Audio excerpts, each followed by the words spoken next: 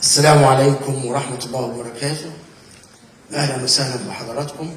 السيد الأستاذ الدكتور ناصر سعيد مندور رئيس الجامعة الموقر، السادة الضيوف، لعل إن شاء الله يكون المؤتمر مفيد وناجح بإذن الله رب العالمين. بناء على نتائج البحوث المقدمة والتي تم مناقشتها في اللقاءات المتعددة باستمارات تحكيم مميزة ودقيقة، وبناء على الندوات وورش العمل التي كانت ضمن برنامج المؤتمر، توصلنا لعدة توصيات اسمحوا لي ألقيها على حضراتكم.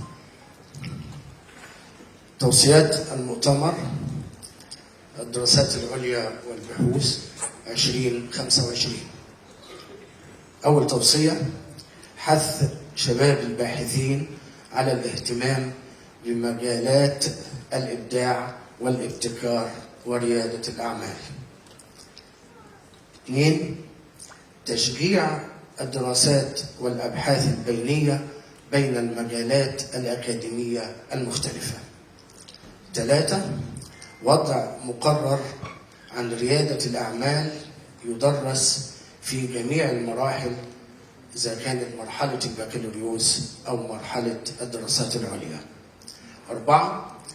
نشر ثقافة الوعي برؤية مصر 2030 وأهداف التنمية المستدامة وطرق تحقيقها في شتى المجالات.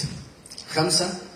التوصية بضرورة اهتمام الأقسام العلمية بكليات الجامعة بتحديث خطط بحثية تهدف إلى مجالات تحقق ريادة الأعمال. 6.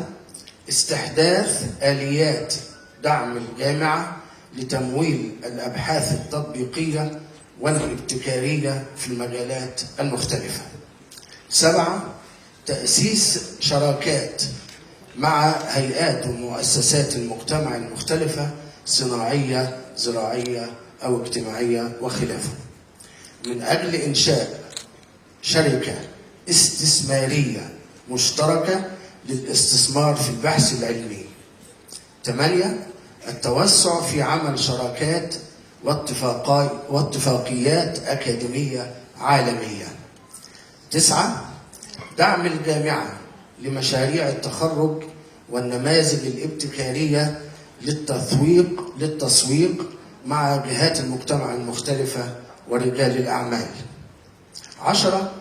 استحداث أدوات للحد من التأثير السلبي للذكاء الاصطناعي في البحث العلمي. 11. الاستفادة من مزايا الذكاء الاصطناعي وفق أخلاقيات البحث العلمي، وإضافة معيار يخص ذلك ضمن معايير لجان أخلاقيات البحث العلمي بالكليات داخل الجامعة. 12.